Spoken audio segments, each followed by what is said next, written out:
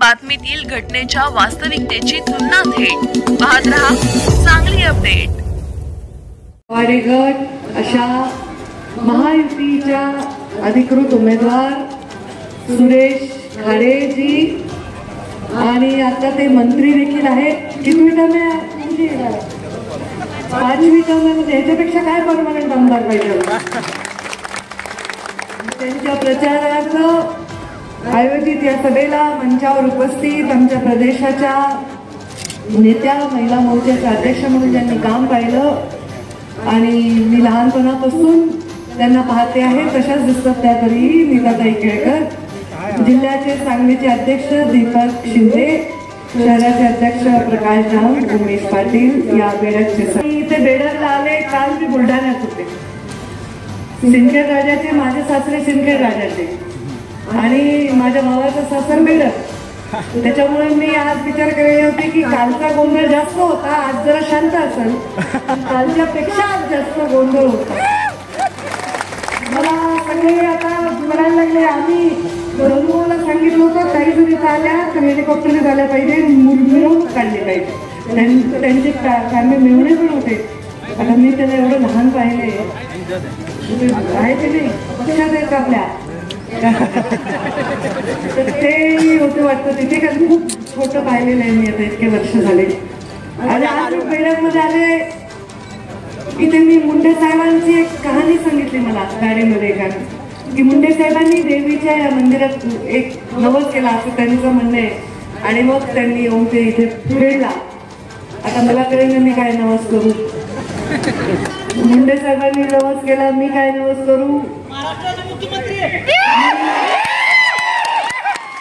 मी एक नवस करते की महायुतीचं सरकार येऊ दे बाबा आणि ते सरकार असं काम करू दे की या महाराष्ट्राच्या तळागाळाच्या वंचित पीडित दुःखी लोकांना जो जो शब्द मुंडे साहेबांनी त्या काळात दिला आणि त्यांच्या युती शासनात पूर्ण केला, या भागाला सुजलाम सुफलाम केलं, तसाच शब्द या महायुतीच्या सरकारने देखील पूर्ण करू दे एवढंच या निमित्ताने मी या देवींच्या चरणी प्रार्थना करते।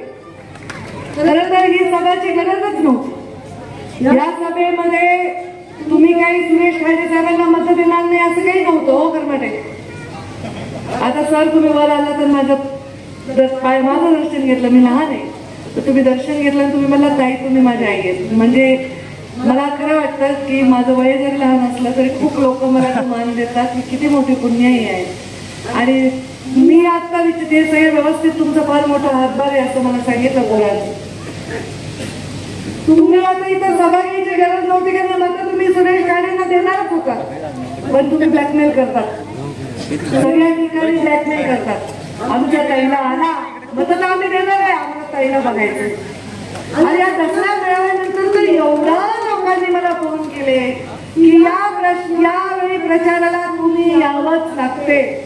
मी एवढ्या सभा महाराष्ट्रभर घेते कारण आता मला निवडणूक नाही ना, परळी भावाला दिल्यामुळे मला निवडणूक नाही, त्यामुळे मी मोकळे आहे। तशी निवडणूक असताना मी सभा घेत होते, राज्यभर मी सभा घेत आहे आणि मत लोक देणारच आहेत। पण काही ठिकाणी असं आहे की ताईंना आणा, आम्हाला ताईंचं भाषण ऐकायचंय, बायकांना येता येत नाही सगळ्या कार्यक्रमांना, आम्हाला ताईला बघायचंय।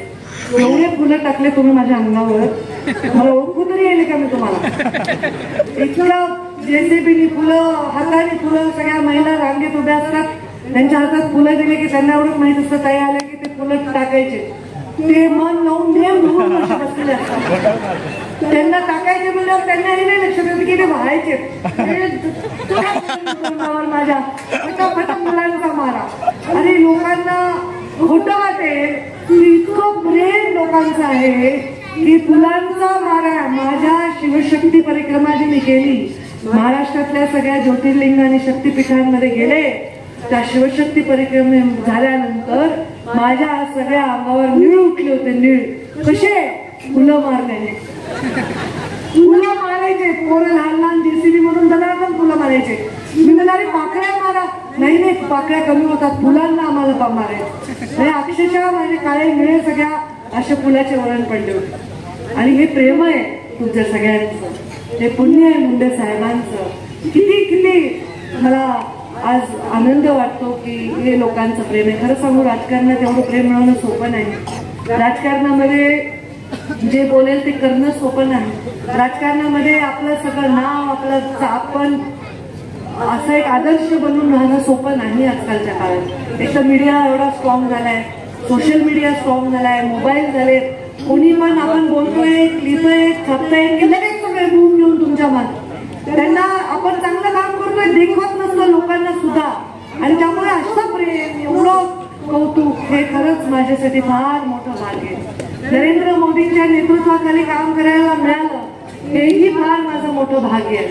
कारण मी जेव्हा ग्रामीण विकास मंत्री होते, महिला बाल विकास मंत्री होते, तेव्हा सुरेश खाडे साहेबांच्या मतदारसंघात किती आपण निधी दिला. मुख्यमंत्री ग्राम सडक योजना, अरे हे तर गोल्ड मॅनच आहे, तुम्हाला पाहिलंच नाही. सुरेश तुम्हाला काही कमी पडलं तर घ्या तिकडून. तुमच्याकडे जे अंगावर घातलं तेवढंच आहे, अजून नाही घरात आहे. माझ्या आशीर्वादाचं एवढं सोनं मिळतं, मी स्वतःलाच आशीर्वाद गोल्ड मॅन आहे. तर तेव्हा मुख्यमंत्री ग्राम सडक योजना, जलयुक्त शिवार या निमित्ताने मी खूप या जिल्ह्यामध्ये खूप काम केलं, या भागामध्ये खूप काम केलं. आणि हे काम कर, माझी डेप्युटी सेक्रेटरी पण येते, कुठे गेले, नागपूरचे पुढे गेले, तुम्ही इकडेच आहे. माझ्याबरोबर काम, इतकं चांगलं काम केलं यांनी. आणि माझ्या अधिकाऱ्यांनी पण तो लगाव ठेवलेला आहे. मला मुंडे साहेब नेहमी म्हणायचे, पंकजा, काम करताना, राजकारण करत असताना राजकारण नाही करायचं, समाजकारण करायचं. आणि समाजकारण करत असताना काय काम करायचं, तर मला त्यांनी 2 विषय दिले, एक पाणी आणि एक महिला. त्याला नीर आणि नारी. नीर म्हणजे पाणी आणि नारी म्हणजे तुम्ही सर्व, नारी शक्ती. या शक्तीवर काम करायचं. आणि जेव्हा मी आमदार झाले तेव्हा आमच्या बीड जिल्ह्यामध्ये शिरूर म्हणून एक तालुका होता, सगळ्यात कमी मुलींची संख्या तिथे होती. आणि मुलींच्या स्त्रीभ्रूण हत्येचं एवढं प्रकरण गाजलं होतं की मान शर्मेने खाली जात होती. आणि त्यावेळी मुलींना बेटी बचाव बेटी पढाव मोदीजींनी केलंय. पण तेव्हा 2009 मध्ये आम्ही लेख वाचवा राष्ट्र वाचवा असं अभियान केलं होतं. आणि सावित्रीच्या आणि अहिल्यादेवींच्या, जिजाऊंच्या लेखी म्हणून असे कार्यक्रम केले होते. आणि मुलींचा जन्मदर वाढवण्याचं काम केलं. मंत्री म्हणून काम करत असताना मुलींचा जन्मदर वाढवण्यासाठी माझी कन्या भाग्यश्री म्हणून मी योजना सुरू केली. आणि मोदीजी प्रधानमंत्री जेव्हा झाले तेव्हा त्यांनी बेटी बचाव बेटी पढाव सुरू केलं. म्हणजे हरियाणामध्ये त्यांनी त्याची योजनेची घोषणा केली. खरं आपल्याकडे मुलीला गर्भातच मारतात, वंशाचा दिवा पाहिजे. असंख्य वेळा महिलांना मुली गर्भात मारून एखाद्या आईचा सुद्धा जीव त्याच्यामध्ये जाण्याची शक्यता असते. आणि या मुलीला गर्भात मारून बाकी काही राज्यांमध्ये तर मुलीला जन्म घेतल्या जिवंत गाडून टाकतात. काही राज्यांमध्ये तर गुंगाळ्यामध्ये दूध घेतलं तर त्या दुधामध्ये जन्मलेल्या बाळाला टाकून त्याला मारून टाकतात. मुलीचा जन्म नाकारला होता. मोदीजींच्या नेतृत्वाखाली बेटी बचाव बेटी पढाव हे काम करत असताना स्त्री शक्तीसाठी, नारी शक्तीसाठी मला काम करता हेच माझ्यासाठी फार फार मोठं योगदान आहे. माझे बाबा मला नेहमी म्हणायचे, बरं झालं मला मुलगा नाही, मुली आहेत कारण मुली माझं नाव वाढवतील, माझं नाव कमी करणार नाही. असं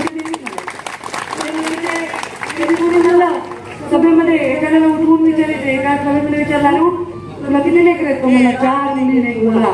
साहेब म्हणले, का तुझ्या घरी खूप प्रॉपर्टी का? नाही म्हणला, 1.5 एकरच राहते.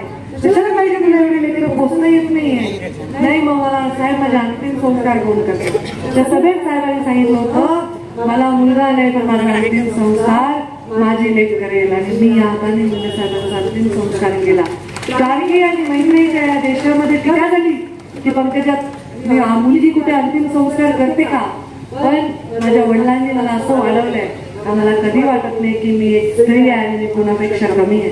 मला कधी वाटत नाही की मी एक स्त्री आहे आणि मी कशा गोष्टीसाठी घाबरलं पाहिजे. मला कधी वाटत नाही मी स्त्री आहे आणि मी सत्य बोलण्यासाठी घाबरलं पाहिजे. आणि ही जी निर्भीडता आहे ती माझ्या सारखी अनेक मुलींमध्ये यायला पाहिजे, तुमच्या मुलींमध्ये यायला पाहिजे, तुमच्या तरुणांमध्ये यायला पाहिजे. आणि निर्भीडता बरोबर त्यांना सुरक्षा सुद्धा मिळाली पाहिजे. त्यांच्याकडे कुठे बहुवस्तू म्हणून समाजाने नाही पाहिलं पाहिजे. अशा प्रकारे तळमळीने राजकारण मी करते. तुम्ही बेडकचे आहात, मी खरं तर मुलाकडचे आहे. जास्त मान अजून केला तरी मला काही कमी पडलं नसतं, पण तरी तुम्ही माझं मानपान केला आणि एवढं कौतुकाने माझं स्वागत केलं ते मी कधी सदैव सदैव लक्षात राहीन आणि मी नक्की गेल्यावर दोन सांगेन की तुझ्या सासरी माझं खूप कौतुक झालं म्हणून. आज मुंडे साहेबांचं अनुभवाचं नातं तर नंतर झालंय. मुंडे साहेब तर 98, 99, 96, 97 पासून इथे येऊन गेलेले. मुंडे साहेबांचं प्रत्येक गावाशी एक नातं आहे आणि हे केवढं मोठं म्हणजे मला गावच सापडत नाही महाराष्ट्रात. आता मुरबाडमध्ये एक जण आलं. मुरबाडमध्ये मुंडे साहेब पक्ष वाढवण्यासाठी 1.5 महिना राहिले होते असं त्यांनी सांगितलं एका खोलीमध्ये. ताई तुम्ही मुरबाडमध्ये आल्यावर आम्ही ती खोली तुम्हाला नव्हतं. किती अपार कष्ट केले, किती संघर्ष सहन केला, पण त्यांना ते सत्ता तुमच्यासाठी जी पाहिजे होती त्याचं काही काम करता आलं नाही. पण त्यांच्या रूपाने त्यांच्या आशीर्वादाने आम्ही काम करतोय, मोदीजींच्या नेतृत्वाखाली करतोय. आता तर लाडक्या बहिणींचाच काय आहे का नाही. लाडक्या बहिणी किती बरं, लाडक्या बहिणी हात वर करा बरं बघा. लाडक्या बहिणी किती केल्या तुम्ही किती केल्या लाडक्या बहिणी. माईक तिकडेच आहे माईक ऑन करा ना, त्यांना काहीच कळलं नाही. 16 लाख महिलांचं लाडकी बहीण योजना राबवली. त्या सगळ्या महिलांनी हात वर केले. किती मिळाली भाऊबीज दिवाळीला? 7,500.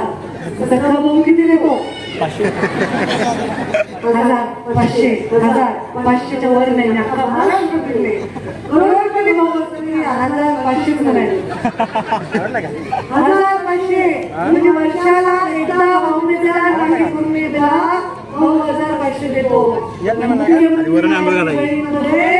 आपल्याला एका महिन्याला भाऊ देतो तिप्पट रक्कम मुख्यमंत्र्यांनी ओवाळले म्हणून केलेली. मुख्यमंत्री लाडकी बहीण तुझी मी लाडकी नसते तरी मुख्यमंत्र्यांची लाडकी बहीण आहे म्हणून बोला. आणि अजित पवारांनी प्रतिक्रिया केला की आम्ही 2100 रुपये देणार एवढा निर्णय त्यांनी घेतलेला आहे. आणि महाविकास आघाडीने 5,000 काय अडीच वर्ष तुमचं सरकार होतं, त्याच्या आधी तुमचं सरकारपासून सरकार होतं. विचार केला या महिलांचा, यांच्या स्वाभिमानाचा, यांच्या सन्मानाचा, यांच्या गरजांचा विचार केला. शेतकरी सन्मान योजना, आज शेतकरी सन्मान योजनेचे तुम्हाला 10,000 रुपये वर्षाला दिले. आता कोविडमध्ये पूर्ण मोदीजींनी काळजी घेतली की या देशामध्ये कोणी उपाशी मेलं नाही पाहिजे. अत्यंत स्वस्त 2 रुपये काय गहू आणि 3 रुपयांनी तांदूळ मोफत. पण मोफत कोविडच्या काळात मोफत वाटप केलं आम्ही. आमच्या वडिलांनी किती जगायला वाटत. अजूनही वाटप बंद घेतलं असतं. लाभांची गरिबाची योजना सुरू केलेली बंद करता येत नसते आणि अजूनही चालू. अजूनही लोकांचं पोट भरण्याचा हा झालं. हे सगळं का होत असेल तुम्ही विचार केला का कधी? मी खूप विचार केला. याचं कारणच आहे मला असं वाटलं की देशात कधी प्रधानमंत्री होऊ शकले नसते. मोठ्या घरचे एका घरचे झाले असते तर मोदीजी असे होते जे चुली समोर बसून स्वयंपाक करणाऱ्या आईच्या पोटी ज्यांनी जन्म घेतला. मोदीजी असे ज्यांनी चहा विकणाऱ्या एका गरीब चहाची टपरी रेल्वे स्टेशनवर चालवणाऱ्या गरीब माणसाच्या घरी जन्म घेतला. चहा विकून स्वतःचं शिक्षण पूर्ण केलं आणि त्यामुळे त्यांना गरिबाची मिळालं होते. त्याच्यामुळे गरिबासाठी ते काम करतात. अपप्रचार करायला काही लागत नाही, वाईट काम करायला काही लागत नाही, कुणाला वागायला काही लागत नाही. लोकसभेचा पालकांच्या भूमिकेने महाविकास आघाडी धरली. पण त्यांच्याकडे अजेंडा नव्हता. त्यामुळे विधानसभेमध्ये लोक त्यांना विचारतील की तुम्ही या देशाला काय दिलंय, या राज्याला काय दिलंय आणि काय देणार आहात हा नक्कीच प्रश्न विचारेल. संविधान बदलू, अमुक करू, तमुक करू, असं मोदीजी आणि अरे मोदीजी 10 वर्ष प्रधानमंत्री राहिले. संविधानाला धक्का लागला नाही. संविधान सशक्त करण्याचं काम मोदीजींनी केलं. आज अशा महाराष्ट्रामध्ये प्रचंड नुकसान झालं. आज लोकांचे डोळे कार्यक्रम पडले. कोणत्याही प्रकारचं नैतिक महाराष्ट्रामध्ये आता चालणार नाही. चालेल तर ते फक्त आणि फक्त विकासाचे नैतिक चालेल. आणि विकासाचा विश्वास प्रधानमंत्री मोदींनी दिलेला. म्हणून आपण सर्व त्यांच्या पाठीशी. आता तर सरकार चालू आहे दिल्लीत, त्यामुळे दिल्लीतलं सरकार महाराष्ट्रात आलं तर या भागाचा विकासाला गती मिळेल. त्यामुळे आपण सर्वांनी अत्यंत सुजाणपणे आपण मतदान येणाऱ्या 20 तारखेला सुरेश वाडे यांना करा अशी मी आपल्या सर्वांना म्हणून विनंती करते. आणि कुठल्याही फेरीला कुठल्याही भूलथापांना बळी पडू नका. मोठ्या संख्येने आपण कमळाच्या फुलासमोर राहून आमच्या महाराष्ट्राला एक आमदार महाराष्ट्राचा मुख्यमंत्री करण्यासाठी द्या असा विश्वास मला वाटतो. हे एक आपलं नातं तयार झालंय. मी आज इथे आले कारण याची गरज कधी वाटली नाही.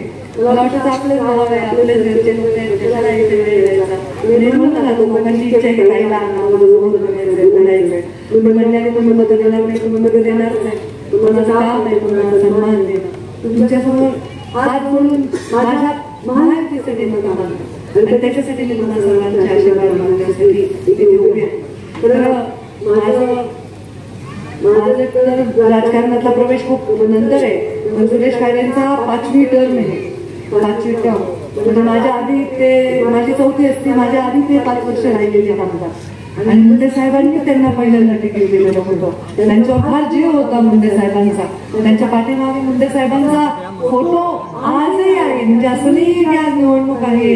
त्यांच्या घरी किती वेळा गेले मी बघते की खूप लोक असतात की जसे लोक आपल्याकडे येतात त्याप्रमाणे भिंतीवरचे फोटो बदलतात. असे खूप राजकारणात लोक असतात. पण मी त्यांच्या घरी नेहमी म्हणजे मी पडल्यानंतर सुद्धा इथे आले होते. मला एक काम दिलं होतं पक्षाने, त्या दिवशी पण मी त्यांच्या घरी गेले. तो फोटो मुंडे साहेबांचा फोटो असणं म्हणजे वंचितांशी नातं असणं. मुंडे साहेबांचा फोटो असणं म्हणजे पीडितांशी नातं असणं. मुंडे साहेबांचा फोटो असणं म्हणजे गरिबाच्या गळ्यात हात घालून बोलणं. मुंडे साहेबांचा फोटो असणं म्हणजे त्या संस्कारात असणं. आता ते तर आहेच आहे, आता तर मोदीजी पण आहेत. आणि त्याच्यामुळे आपण सर्व या सगळ्या गोष्टींवर आपल्या मनामध्ये पूर्ण स्पष्टता आहे. मी एवढंच सांगेन, खूप संघर्षाने उभे राहिले, इथपर्यंत आले. संघर्षाने उभे राहून इथपर्यंत आले. संघर्ष माझा अलंकार आहे, पण तो अलंकार संघर्षाचा मुंडे साहेबांच्या वारशाने जसा मला दिलाय तसंच संघर्षाचा तुमच्या सगळ्यांच्या सुरक्षेचा सुद्धा मला कवच दिलेला आहे. तर हे कवच मला कधीही कुठलाही धक्का लागू देणार नाही. मला असेच आशीर्वाद तुम्ही सदैव द्या, असंच प्रेम ठेवा. 20 तारखेला भरपूर मताने निवडून द्या. तिकडे मी भाऊला पण निवडून आणते, मग आम्ही भाऊ म्हणून इकडे येऊ आणि आपण कार्यक्रम करू. सर्वांना परत येण्याचं वचन देते. परत येण्याचं वचन देते.